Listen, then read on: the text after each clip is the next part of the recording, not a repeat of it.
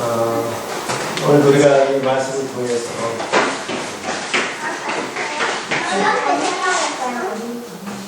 아직까지 뭔가 주아가 대피라는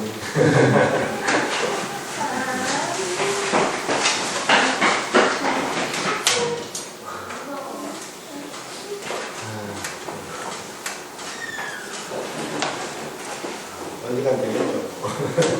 기다리시고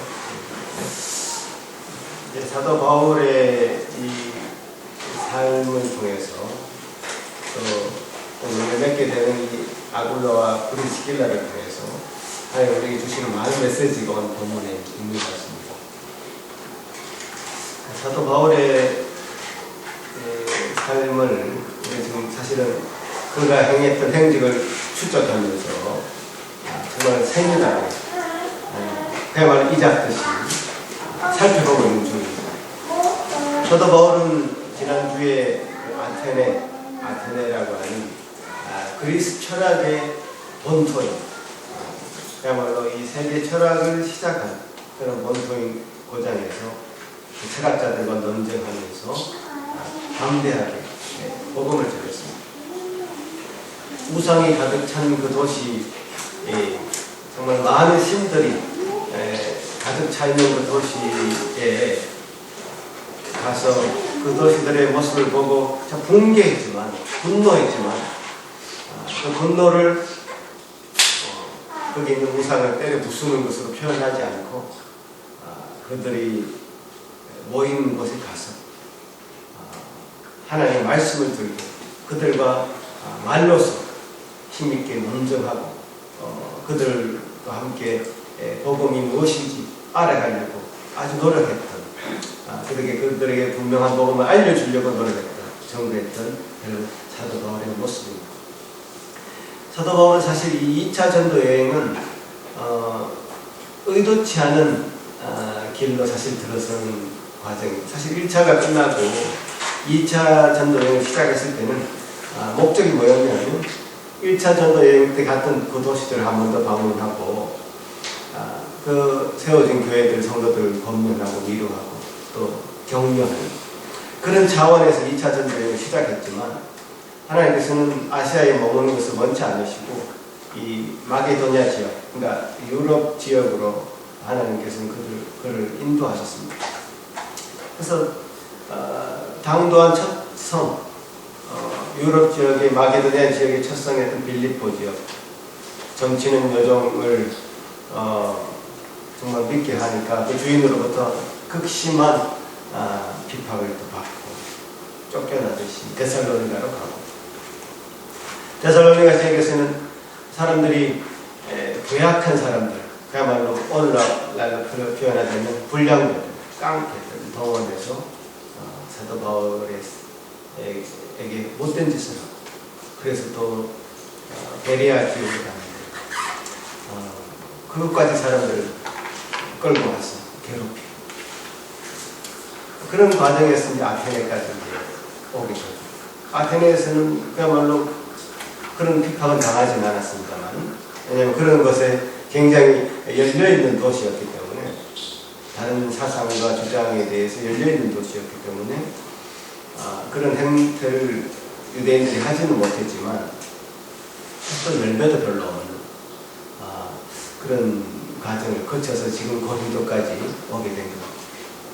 사실 예기치 않은 그런 길로 하나의 방향을 트셨고 지금 사도 바울이 행하는 일들의 사실 열매도 사실 별로 보이지 않고 또 그가 얼마나 극심한 고통을 받으면서도 그 핍박을 이겨가면서 이 사역을 진행해가고 있는지 그 사도 바울의 삶을 보면 참 우리가 객관적 입장에서 볼 때 측은하다 이렇게 생각될 정도로 참 안타깝습니다. 근데 오늘 본문에 보니까 거기다 플러스 자기의 생업을 위해서 그러니까 자기의 삶을 위해서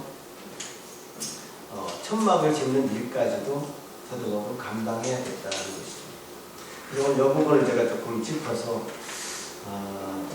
정말 과연 오늘날 이 목회자들의 어떤 이중직이라고 하는 그런 주제가 어떤 식으로 이제 말씀을 통해서 증거될 것이고, 또 아마 여러분은 또 저를 더 잘 이해할 수 있는 계기가 또 될 것 같고요. 또 우리 교회의 모습도 더 우리 교회의 어떤 정체성이라는 부분도 좀 더 잘 이해할 수 있는 그런 계기가 될 것 같고요. 또한 이 아굴라와 브리스길라가 이런 영향을 받아서, 사실 아굴라와 브리스길라와 바울의 그 생업, 그 기술이라는 것은 같았다고 이렇게 본문이 기록하고 있지 않습니까? 같은 일을 하는 사람을 만나서 아굴라와 브리스길라가 어떻게 성장해 가는가 라는 것을 한번 보면서 과연 하나님께서는 하나님 교회를 어떻게 말씀대로 운영해 가기를 바라시는지 한번 짚어보면 좋을 것 같습니다. 사도 바울은 자기의 사역을 위해서, 생계를 위해서 직업을 가지고 있었던 사람이었습니다. 그는 사실 가말리엘 문화에서 자라서 아주 뛰어난 학자였죠. 학자로서 그는 아주 명성이 있는 사람이었습니다. 하지만 그는 또한 수공업 기술자였다. 천막을 만드는 기술자였다. 그러니까 실내 장식품 제조 기술자였다. 그러니까 천이나 가죽을 가지고 천막의 외피, 그러니까 외피를 만드는 기술자였습니다. 그래서 군인들이나 양치기들이 사용할 천막을 그는 만들면서 자신의 생계를 유지하려고 애를 썼다. 라이트푸드라는 박사는 이렇게 얘기합니다. 유대인들이 그들의 자손들에게 학식이나 유산을 물려주기도 하지만 그들의 자녀들에게 어떤 기술 한 가지를 가르쳐주는 것이 그들의 관습이었다. 그래서 기술을 지니고 있는 사람은 울타리로 잘 보호된 포도원을 지닌 사람과 같다라고 했습니다. 그래서 바울은 비록 명성 있는 가말리엘 문화, 그러니까 바리새파 중에서 아주 뛰어난 학자의 가문에서 성장을 했지만 젊어서부터 천막 만드는 기술을 배웠고 그것을 잘 유지를 했다. 그래서 오늘 고린도에 방문했을 때는 그 천막 만드는 그 사람 아굴라와 브리스길라를 만나서 그들과 함께 일을 하면서 그들과 함께 일을 하면서 자신이 사역을 계속 이어나갈 수 있도록 일을 했다. 이 사도 바울이 어떤 마음으로 이런 일을 했는지를 성경을 통해서 조금 더 살펴보면 그 고린도 후서에 보면 이렇게 자신이 일을 하는 이유에 대해서 자신이 설명을 하고 있는데요. 고린도 후서에 11장 같이 한번 찾아볼까요? 고린도 후서 11장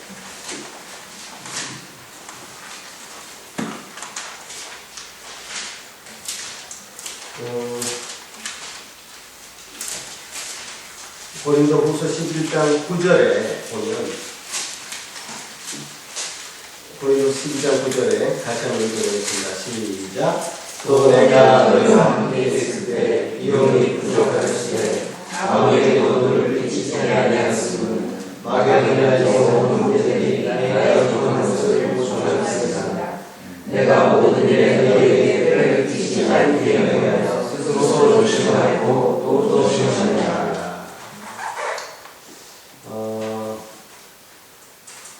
사도 바울은 실라와 또 디모데 또 누가 이런 분들과 함께 여행하면서 전도를 했기 때문에 당연히 비용이 필요했습니다. 여행하면 당연히 먹어야 되고 또 여행 비용이 필요합니다.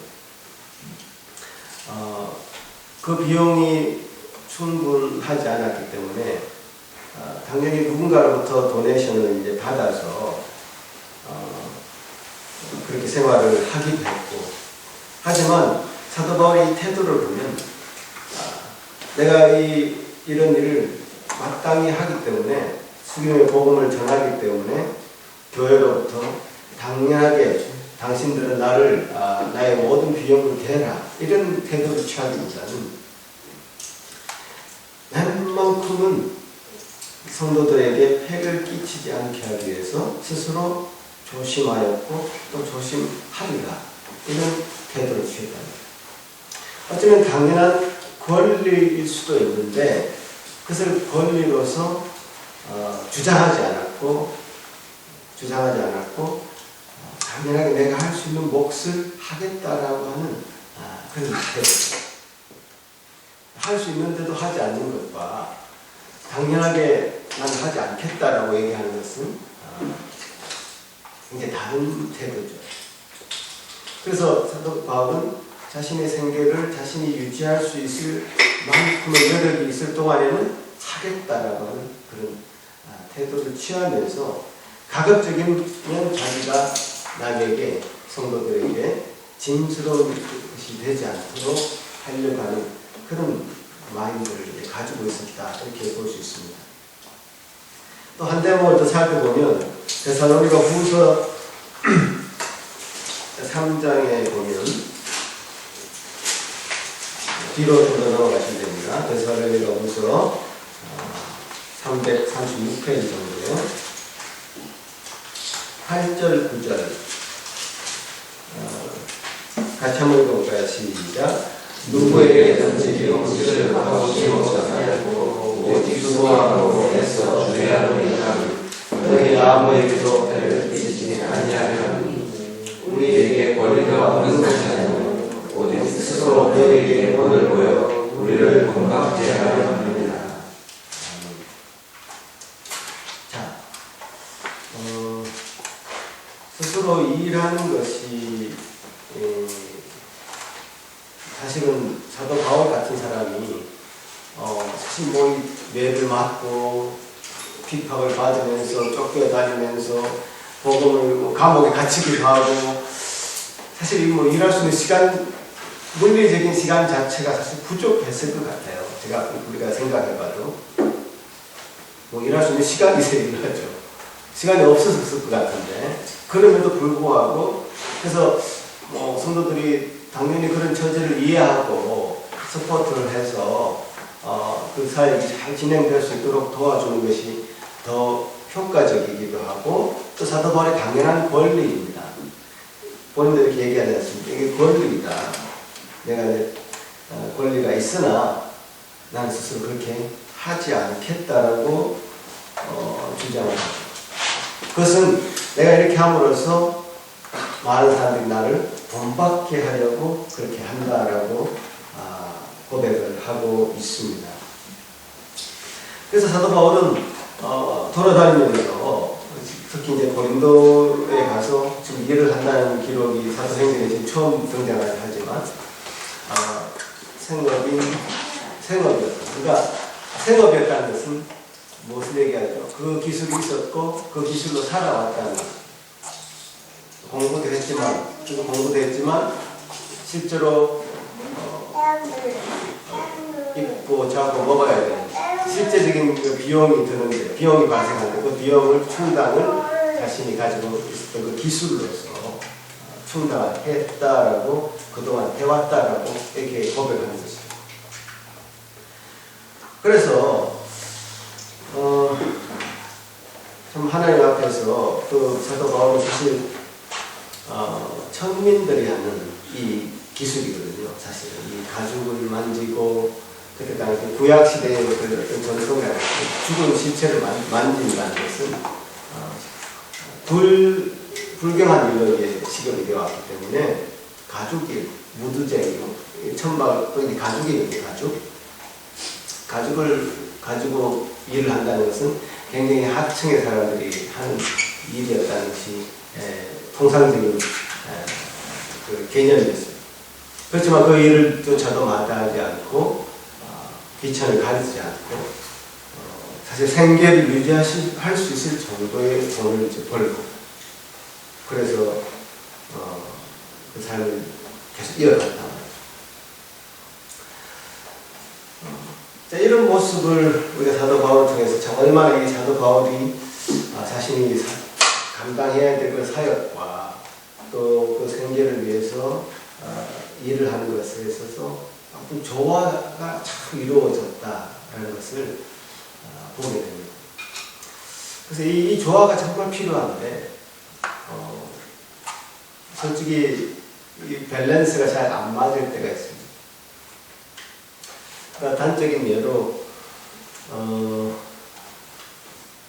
지금 이제 목회자의 그 이중직 문제가 갈수록 더 심화되어서 갈 것입니다. 왜냐하면 성도수는 일단 줄어들죠. 또 목회자는 신학교는 더 많아졌죠. 또 한 학교에서 배출되는 신학교의 수에 비해서 교회는 너무 적죠. 당연히 이 목회자의 그 수급 자체가 균형을 사실 잃었습니다. 그래서 균형이 없기 때문에 예전 같으면 뭐 교회 깃발은 꽂아도 성도들이 막 찾아와서 뭐 그냥 금방 부흥이 되고 그러면 목회자가 또 딴 일을 할 수가 없죠. 뭐 신방이며 또 결혼이며 장례며 여러 가지 교회 행사며 그야말로 많은 일들을 감당해야 되는 이 목회의 일이기 때문에 딴 일을 할 수 없을 정도로 분주하고 바쁘죠. 제가 95년도부터 전도사, 교육전도사 사역을 시작해서 한국에서 2002년도까지 2002년도 초, 2001년도 말까지 한 교회에서 생활했는데 전도사, 강도사, 또 교육전도, 교육목사, 또 전임 교목사 이렇게 생활을 해보면 정말 너무 피곤해요. 이게 도대체 사람이 감당할 수 있는 일이 아니다 싶을 정도로 신방을 하루에 7군데를 해보십시오. 이거는 뭐 가는 데마다 뭐 음식을 또 먹이죠. 그러니까 안 먹으면 또 섭섭해하지 않으니까 이거는 제가 그때 살이 이만큼 쪘었습니다. 감당이 안 돼요. 그러니까 그런 일을 계속 하면서 행정도 해야 되죠. 또 청년부, 교동부 그 행사를 진행해야 되죠. 너무 피곤한 일들로 그 일로 느껴지는 거죠. 이게 참 목회라고 하는 것보다는 정말 감당하기 힘든 새벽부터 진짜 새벽부터 해가지고 감당하기 힘든 일로 주어지는데 풀타임으로 그렇게 일을 하면서 지치는 그런 상황이 오게 되죠. 그렇지만 지금은 이제 그런 자리조차도 없어서 목회자들이 자기 생계를 유지하기 힘든 그런 기로에 서 있고요. 또 그런 목회자들 점점 많아지고요. 그러니까 갈등이 생기고 대부분의 교단에서는 목회자가 이중직을 허락하지 않습니다. 법적으로. 갈등이 생기죠. 그럼 어떻게 해야 되나? 헌법에서는 이중직을 허락하지 않는다. 다른 일을 해서는 안 된다고 딱 기록이 되어 있는 교단들이 많습니다. 그럼 어떻게 했죠? 방법이 없잖아요. 그러니까 소위 말해서 로스라는 사람이 윤리학에서 조건적 의무라는 그런 이론을 폈지만 그런 거죠. 어떤 교회에 대한 의무가 되게 있고 또 중요한 의무가 뭐죠? 가족 부양에 대한 의무잖아요. 두 가지 의무가 저한테 주어졌을 때 예전의 가치관과 개념은 가족이 뭐가 중요하냐, 주님의 종으로서 기름 부음 받아서 그런 종이니 교회 헌신해라. 그럼 교회에서 뭘 주든지 간에 그것을 버텨야 됩니다. 이 개념이 굉장히 강했습니다. 그래서 목회자가 다른 일을 할 수가 없었죠. 해서는 안 된다고 생각했죠. 그래서 그 안에서 버텨야 돼요. 그래서 이제 그때는 또 버티어서 교회가 성장하고 하면 되는 그런, 어떤 면에서 되는 그런 상황이었고, 지금은 그렇게 버텨도 안 되는 상황이에요. 상황 자체가 그래요. 이렇게 두 가지 의무가 있는데, 그럼 가정 부양의 의무를 목회자 자신이 가장으로서 내팽개치고 나는 목회자에게 일을 해서는 안 돼 하면서 가족들에게 계속 피해가 가도록 가족들의 부양을 책임지지 않는 그런 아버지로서의 그 목회자가 바람직하냐, 아니면 가족 부양을 책임지는 목회자가 바람직하냐.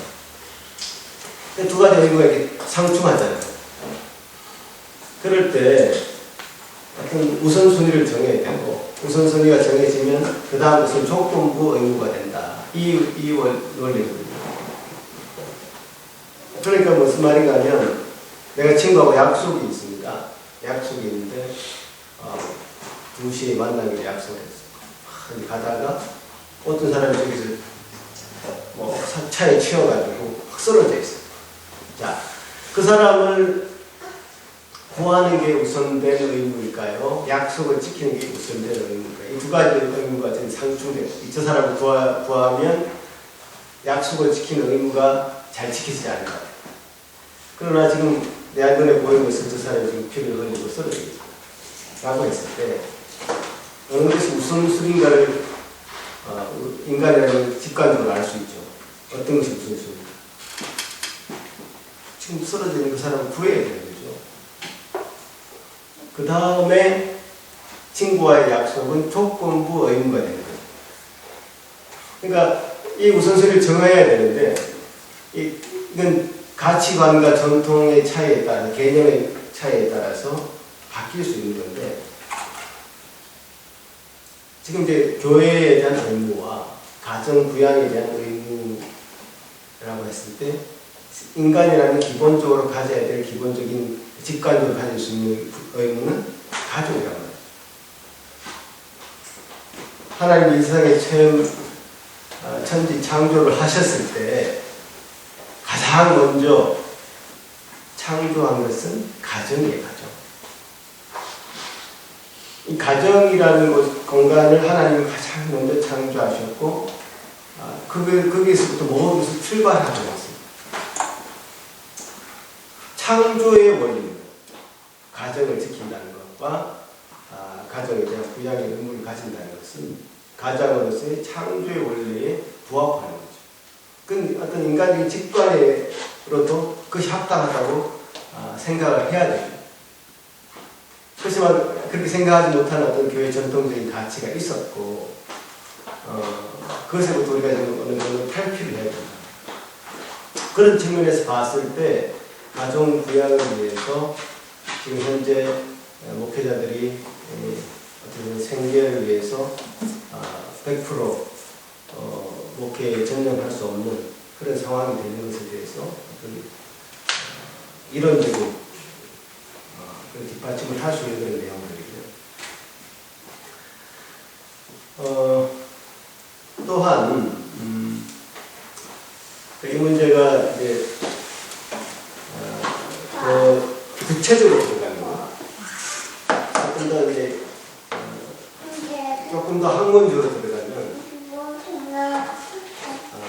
두 가지 의무 중에 우선되는 의무 이런 측면이 있겠지만,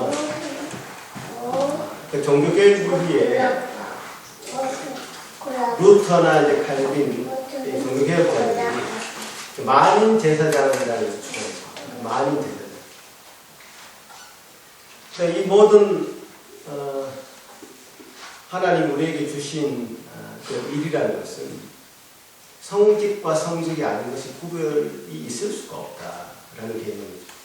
그래서 베드로 전서 2장 9절의 말씀에 근거해서 이 말씀을 근거해서 이 만인 제사장 얘기가 나오는데요. 또 한번 찾아보죠. 베드로전서 2장.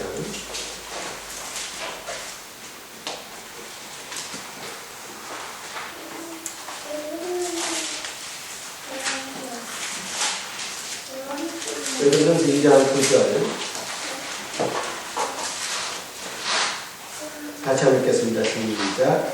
그러나 너희는 택하신 족속이요 왕 같은 제사장들이요 거룩한 자여 그의 소유받은 백성이 이는 너희를 어두운 데서 불러내어 그의 기이한 빛에 들어가게 하신 이에 아름다운 덕을 선포하게 하려 하시니라. 여기서 우리를 향해서 왕같은 제사장이다 이렇게 얘기해요.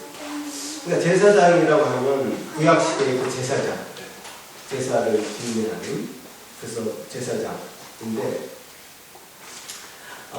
신약 시대에 예수 그리스도께서 오심으로 성소와 지성소를 나누는 그 휘장 자체가 찢어졌어요.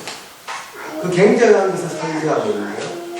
그것이 찢어졌다는 것은 어떤 거룩한 제사장의 직분이 어떤 거룩한 레위 지파에게서만 속하여져 있는 것이 아니라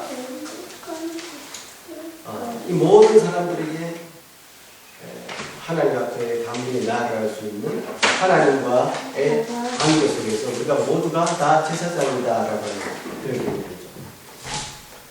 예수 그리스도께서는 구약시대의 그 제사장은 예수 그리스도를 상징하는, 모형하는 그런 것으로 등장하죠. 그래서 예수 그리스도의 직책을 보면 왕이고 제사장이고 선지자로서의 직분을 가지죠. 예수님이. 그래서 예수님이 그 제사장 직분을 가지는 것이고, 구약 시대의 그 제사장이 오늘날 시대의 목사가 그 구약 시대의 제사장이다, 이런 개념을 가지고 있는 사람이 있어요. 이 굉장히 잘못된 개념이에요. 그러니까 구약 시대의 그 제사장이 가지고 있었던, 그래서 레위 지파는 결코 제사 지내는 그 일 외에 다른 일을 하지 않죠. 11조, 성도들이 11조를 내면 그 11조를 가지고 그것을 가지고 생계를 이어가는 그런 어떤 특권을 가지고 있는 계층입니다. 근데 그것이 신약 시대에도 똑같이 그렇게 된다. 그 목사를 제사장이다 해서 거룩한 것으로 구별해서 그럼 이런 강단도 제단처럼 꾸며놓는 데가 있어요. 그래서 뭐 이게 여기 올라오지 못하도록 저기 가드 같은 걸 쳐놓고, 거기는 진짜 누구도 접근할 수 없는, 마치 대제사장이 1년에 한 번씩 성소에 가듯이, 지성소에 가듯이 그런 공간으로 꾸며놓고 목사를 그런 구별된, 차별된 그런 존재로 목사를 소개하고, 그렇게 자신의 생각을 성도들에게 주입하고, 그렇게 주장했던 것들이 있었습니다. 저도 어릴 때 그런 개념으로 좀 많이 얘기를 하니까, 주장하니까 그런 줄 알았습니다. 그것은 그야말로 중세 시대의 그 로만 가톨릭에서 주장하던 사제주의, 그런 것들이 지금 목사들도 그것을 가지면 좋잖아요. 뭐 강단권이라든지 설교권이라든지 목양권이라든지 축도권, 저주권, 뭐 안수권, 이런 어떤 제사적인 그런 기능들을 자기 것이냐만 특수화시키고 그것을 어떤 그런 교권을 강화시키는 그런 방향으로 가게끔 만들었어요. 그러다 보니까 이런 교권이 세지니까 아무도 이 바리케이트를 쳐놓고 못 올라오게 하고 속을 들여다보지 못하게 하니까 그 안에서 엄청난 교회 재정을 변경한다든지 목회를 세습한다든지 목회자가 성 문제를 가진다든지 어떤 비도덕적인 문제에 대해서 타치를 하지 못하게 만듭니다. 개입을 하지 못하게 만듭니다. 그런 어떤 성욕으로 만들어 놓아버린 그런 잘못된 일들이 교회에 많이 행행했었다. 그래서 기름 부음 받은 하나님의 종, 이런 용어들은 쓰면 안 됩니다. 모두가 하나님 앞에 우리는 하나님의 사람으로서 하나님이 원하시는, 하나님이 이 땅 가운데 존재케 하시는 크리스찬이고 하나님의 종이죠. 모두가. 그 목회의 일만 하나님의 일이고, 여러분이 일상에서 정말 고군분투하면서 시장에서 장사를 하거나 또 뭐 여러 가지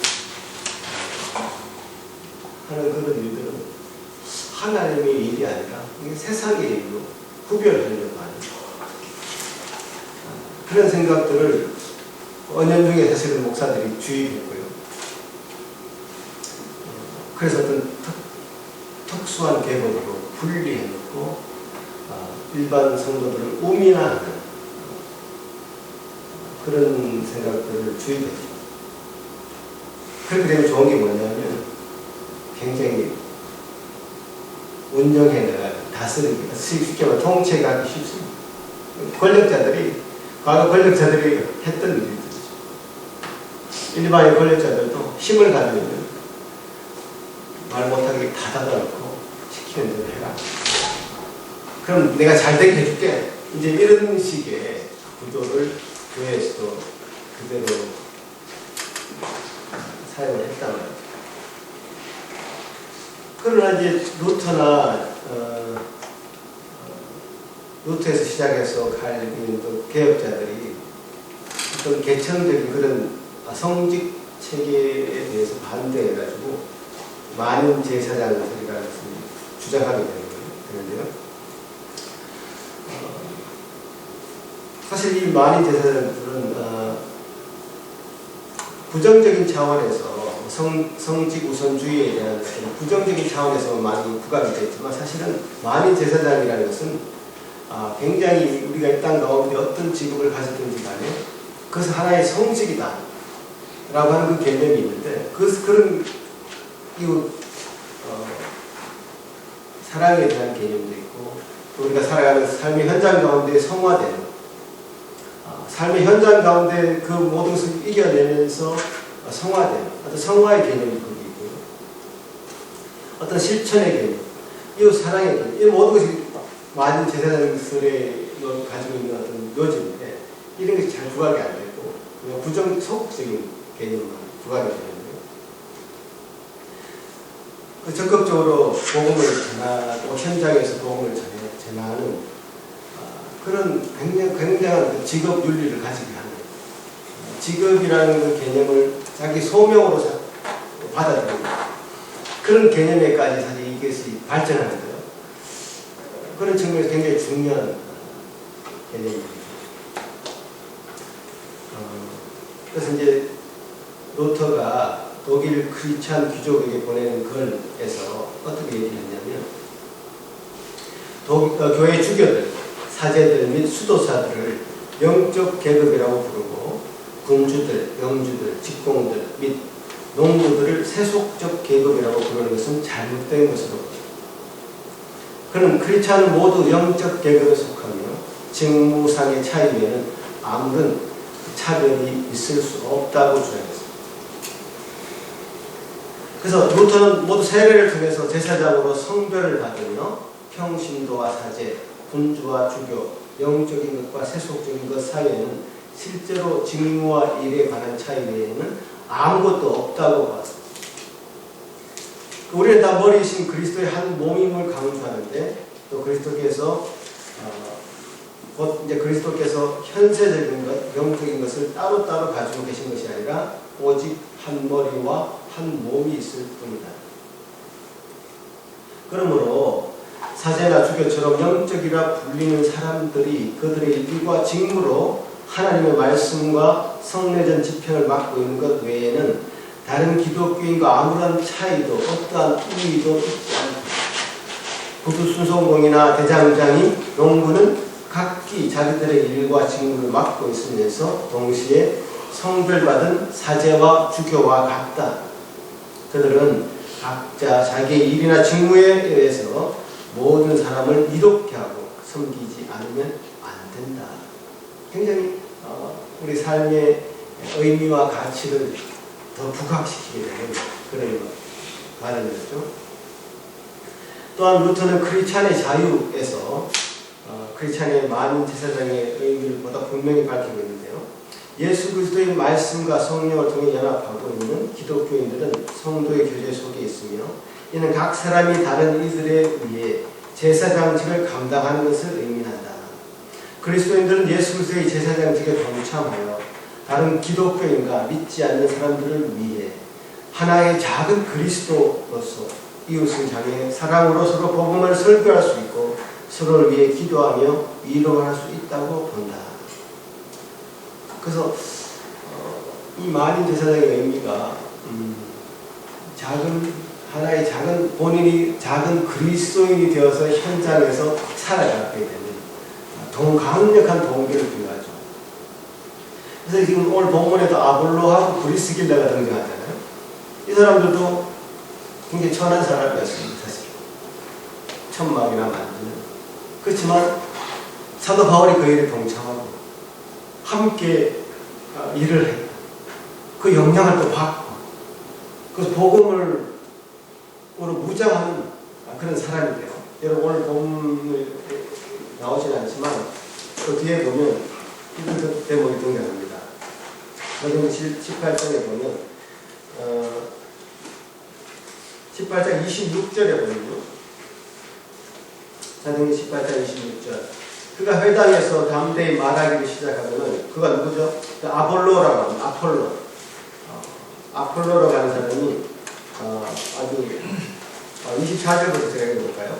24절부터 알렉산드리아에서 난 아볼로로 하는 유대인이 에베소에 이르니 이 사람은 은변이 좋고 성령에 영통한 자라. 아볼로로 하는 그런 사람이었어요. 그러니까 일찍이 주의 도를 배워 열심으로 예수에 관한 것을 자세히 말하며 가르치나 요한의 세례만 알 따름이었다. 그가 회당에서 담대히 말하기 시작하고는 브리스길라와 아굴라가 덮고 데려다가 하나님의 도를 더 정확하게 풀어 이르더라. 자, 이 아볼로 12호밖에 생각 안 나지만 이 아볼로가 성경이 아주 능한 사람이고 은근히 아주 좋았다 그랬어요. 이 고린도 전서에 가보면 사실 고린도의 교회들이 조금 개파가 생기는데요. 나는 바울파다, 나는 베드로파다, 나는 아볼로파다, 그리스도파다. 이 네 파로 갈립니다. 그 중에 한 사람이 이 사람이 아볼로. 이 언변이 얼마나 좋았으면 이 사람이 말하는 것을 사람들이 굉장히 감동을 받고 받는 그런 언변이 좋은 사람이었죠. 그래서 근데 이 아볼로가 나중에 이제 그러니까 바울의 거의 한 오른팔 정도 되는 그런 굉장한 동력자로 이제 성장을 하죠. 그래서 나는 심었고 아볼로는 물을 주었으나 하나님 자라나게 하신다. 그 유명한 본문이 고린도서에서도 나오고요. 그러니까 아볼로는 그 정도로 있었습니다. 바울은 그냥 심었고 아볼로는 물을 주고 물을 준다는 거죠. 영양분을 제공하고 아주 액기스 말씀을 가르치 그런 사람으로 등장하죠. 근데 이 아볼로가 요한의 세례만을 알고 뭔가 이게 조금 부족한 부분이 있었다는 거죠. 또 그 부족한 부분을 누가 채워주냐면 바로 지금 천막 일을 하던 이 사람 아굴라와 브리스길라가 그 사람의 부족한 부분을 채워준다. 더 자세하게 풀어서 가르친다. 이 부분을 보고 제가 굉장히 감동이 받았어요. 그러니까 하나님의 일이라는 것이 이게 세속적인 일과 분간이 없기 때문에요. 우리 어떤 직업을 가지든지 간에 하나님의 말씀을 받은 자라면 내가 목사이든 목사가 아니든 하나님의 사람이라면 그리스도인이라면 이 하나님의 말씀을 알아야 되고 하나님의 말씀이 자신의 삶의 원리가 되어야 되고 하나님의 말씀대로 이 땅 가운데 살아야 되는 어떤 굉장한 특권을 받은 사람이에요. 그렇게 느끼지 않으신다면 우리 과거에 우리가 그대로 과거에 우리 한국 교회나 여러 가지 전통 가운데 매여 있는 그런 그리스도인이 될 수밖에 없어요. 그것이 아니에요. 하나님의 사람이라면 내가 목사가 됐건 되지 않건 상관없이 말씀이 여러분의 삶을 지배하는 그런 삶을 움직여가는 그런 강력한 원리가 되어서 이 세상 가운데 살아가야 되죠. 그러려면 말씀 알아야 되고 말씀 정말 다른 사람에게 설명해 줄 수 있고 해석해 줄 수 있고 전도할 수 있고 그런 것까지 관심을 가져. 이건 내와 상관없는 목사님 해주시는 말만 그냥 좀 들어보는 거예요. 조금 형식적으로 공부할 때 좀 참여하면 되고 이게 아니에요. 내가 여러분 다 목사가 되지 않기 때문에 그 정도까지 알 필요가 없습니다. 이렇게 제가 말하지 않지 않습니까? 알아야 됩니다. 알아야지 바로 쓸 수 있습니다. 이렇게 얘기해요. 옛날에 제가 어릴 때 중고등학교 때 같은데 우리 목사님 사회 기도 많이 다니시는 그런 분이었어요. 이상한 책 읽지 말라고 책을 읽어서는 안 된다. 그런 주의였어요. 책을 읽어서 이상한 주장을 하면 그게 감당이 안 되는 거죠. 본인이 감당이 안 되기 때문에 책을 읽지 말라고 얘기했어요.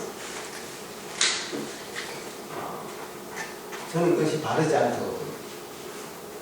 물론 책을 잘 선별해서 좋은 책을 읽어야 되겠지만 그런 의미로 말씀하신 것이 아니고 너무 많이 알게 되면 귀찮아지는 거죠. 그러나 저는 그렇게 생각하지 않습니다. 여러분이 함께 하나님의 말씀을 제가 가르치는 위치에서 있습니다. 사도 바울도 자신이 하나님의 말씀을 맡은 자라고 하는 그런 분명한 자기 정체성을 분명히 가지고 있습니다. 그것이 성경 본문의 여러 군데에서 등장하고 있는데요.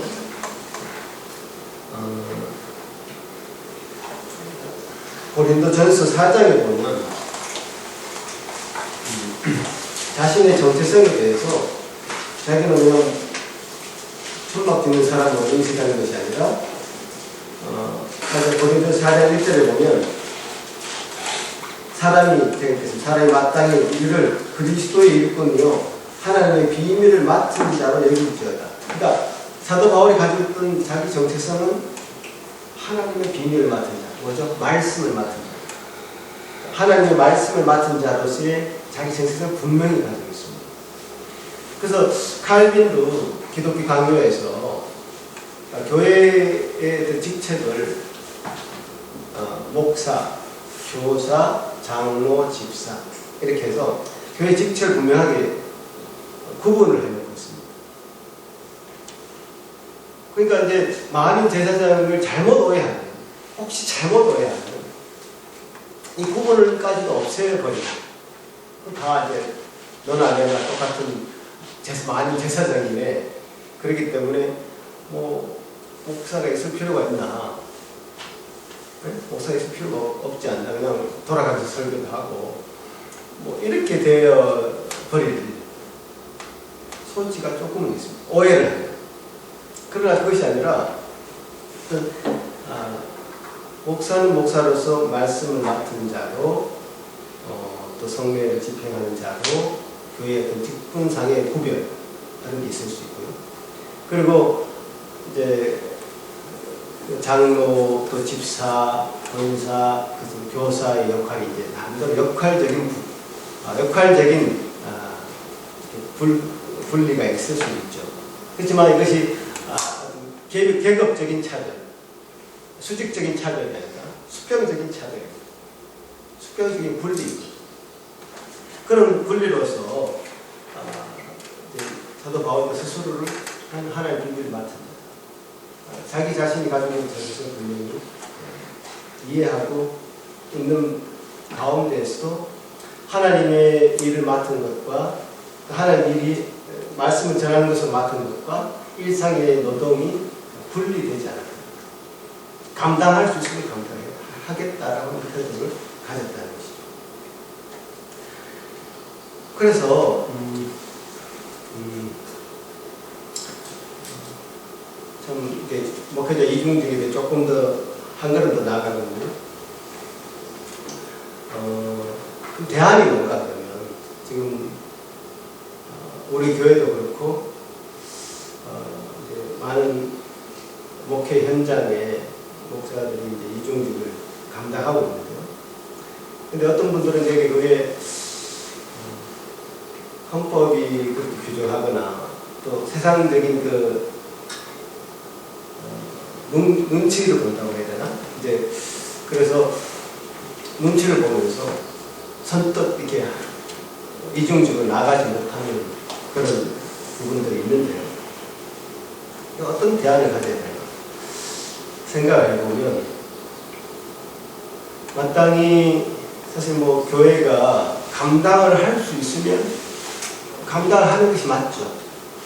감당을 할 수 있으면 목회자의 생계를 감당할 수 있다면 감당하는. 왜냐하면 목회의 그 업무라는 것이 굉장히 과중하기 때문에 다른 일을 할 수 없을 정도가 분명히 됩니다.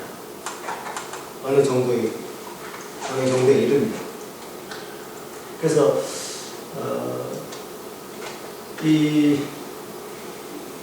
여러 이제 교수들이나 지금 그 논문들이 계속 나오고 있는데 이 부분에 대해서 목회자 이중직에 대해서 논문들을 이렇게 살펴보니까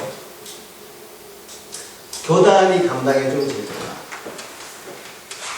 근데 교단이 감당할 수 있는 교단이 사실은 별로 많지 않습니다. 그렇지만 일정 부분 교단이 감당할 수 있도록 원선을 %가 아니라 쟁의 %%로 감당하면 좋고, 왜냐하면 그 초기에 사역의 초기에 개척의 초기에 그렇게 감당해 줄 수 있으면 좋고, 또 그것이 초기 사역에 감당하면서 또 목회자가 이제 너무 또 이중직을 완전히 법적으로 풀어놓으면 목회에 관심을 갖지 않고 이제 딴 데로 이제 새버릴 가능성. 사람이라는 게 어떤 일이 벌어질지도 모르니까요. 그러니까 전문성이 떨어지고 결여될 가능성도 있는 거죠. 목회자로서 전문성을 가져야 되는데, 말씀이나 어떤 목회 상담이나 신방의 전문성을 가져야 되는데, 그 가지지 못하는 쪽으로 자칫하면 가게 되고, 또 교회는 우리는 이중직을 가진 목사를 선호한다, 이렇게 다 폐에 감당하기 싫고 하니까 그렇게 되어버릴 가능성도 있고, 여러 가지 부작용이 있을 수 있어요. 그렇지만 이게 그러니까 법적으로 할 수 있는 문제가 아니라 이거죠. 양심의 문제고 목회자와 성도들 간의 어떤 관계의 문제인 것 같아요. 그래서 감당할 수 있을 때는 감당을 해가면서 또 전혀 일을 할 수 없다라고 주장하거나 하는 게 아니라 목회자도 감당할 만큼 감당을 하고 성도들도 감당할 수 있는 감당. 그런 적절한 조화, 서로와의 관계 속에서 그런 조화를 이루어가면서 그 공동체니까 함께 할 수 있잖아요. 그런 마음들을 쉐어하면서 할 수 있어야 된다. 그래서 지지난주에 여러분들이 제 페이를 결정해 주셨다는 걸 저는 사실 모르고 있었는데, 그날 갑자기 발표를 하는 바람에 저는 사실 좀 놀랐는데 감사히 저는 받기로 했습니다. 왜냐하면 그 정도 감당할 수 있는 그런 단계가 되었다라고 여러분이 판단을 하신 것 같고, 저도 그러면 더 일발부를 내가 더 감당할 수 있는 만큼 더 감당하고 그렇게 되어가는 과정이 아닐까 생각을 합니다. 그래서 참 그 마음이 참 감사했고, 저도 그 마음을 기쁘게 받을 수 있었습니다. 그러니까 그게 참 좋아죠. 그게 좋아인데 우리가 그 조화를 좀 이루어가고 있지 않는가 스스로 생각을 해봅니다. 그러니까 모든 교회가 참 편일률적으로 이런 부분이 똑같이 취급을 되어서는 안 될 것입니다. 사정과 형편이 다 다르기 때문에 목회자가 이중직이라는 것이 쉽게 이렇게 다루어지는 문제는 아닌 것 같습니다. 하지만 다 같이 마음을 모으고 한 마음이 된다면 우리가 이 교회의 그 균형과 조화를 이루어가면서 목회자의 위치도 잘 자리 잡고 또 교회로서의 그 모습이 더 아름다워질 것 같다 그런 생각을 하게 됩니다. 자, 결론적으로 이제 아굴라와 브리스길라라는 주제 제목을 달고 설교를 시작했는데요. 너무 많은 얘기를 하는 것 같아서 헷갈릴 수도 있겠는데요. 어쨌든 아굴라와 이제 브리스길라가 당시 이제 선교를 담당했던 바울과 함께 생업을 같이 함으로써 직접 영향을 받았고 생업 함께하는 일 자체가 굉장히 아마 의미 있는 일로서 작용을 했을 것이 분명합니다. 일을 함께하면서 서로 마음을 나눌 수 있었고 말씀도 함께 나눌 수 있었던 계기가 되었을 거죠. 그러면서 그것을 일하는 것에 멈추지 않았다. 일을 함께 했고 그래서 좀 좋은 관계를 유지했다는 것을 멈추지 않았고 아굴라와 브리스길라가 정말 바울의 동력자가 되어가는데요. 로마서 16장에 보면 제가 결론적으로 말씀드리는데 로마서 16장에 보면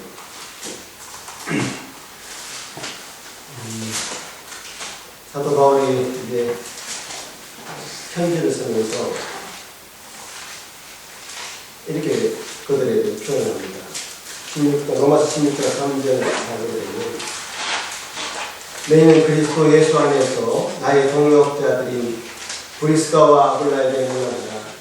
그들은 내 목숨을 위하여 자기들의 목까지도 내놓았나니 나뿐 아니라 이방인의 모든 교회도 그들에게 감사하느니라.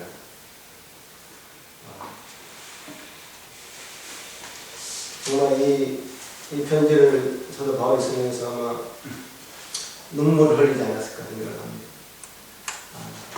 나의 목숨을 위해서 목이라도 내어줄 수 있는 그런 동력자가 있다는 것.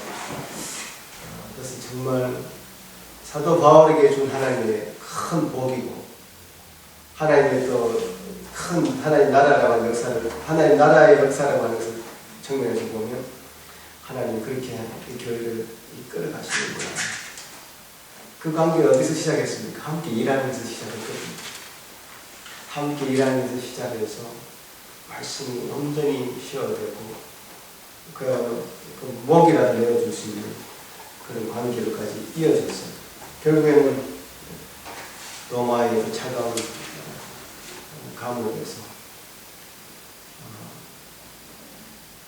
그를 생각하게 만든 그런 중요한 사람이 되었다는 것이죠. 이 아굴라와 브리스길라 이들의 모습을 통해서 그런 관계로 우리 모든 성도들이 함께 하면 좋겠다. 그 마음을 가지게 됩니다. 다시 기도하시겠습니다. 아버지 하나님 감사합니다. 주님 우리에게 참 사도 바울이 행했던 행적들을 낱낱하게 자세히 살펴보면 주님 하나님께서 주신 우리에게 주신 복이 얼마나 큰 것입니다. 핍박이 있고 곤란이 있고 갇힘이 있고 매맞음이 있으나 그것으로 끝나지 않고 그 뒤에 오는 하나님의 복이 얼마나 큰 것인지 확인해가는 과정에 우리가 있으면 감사드립니다. 아버지 하나님 도우셔서 그의 사역 가운데 중요한 한 지점이었던 고린도에서 그의 사역을 통해서 만났던 아굴라와 브리스길라를 통해서 하나님 역사하셨던 그 일들을 기억합니다. 주님 바울의 모습도 참 최선을 다하는 모습이고 또 바울의 동력자들도 최선을 다하는 그런 모습들입니다. 주님 이런 모습들이 참 주님 앞에서 아름답게 열매를 맺고 또 그 열매를 우리가 다 누리고 있음을 감사드립니다. 우리 교회가 아직 연약하고 또 부족하고 앞으로 뭔가를 향해 나아가는 그런 과정이었습니다만 주님 이런 아름다운 동력이 우리에게도 보여지고 드러나고 나타날 수 있도록 도와주시옵소서. 감사합니다. 예수님 이름으로 기도하옵나이다.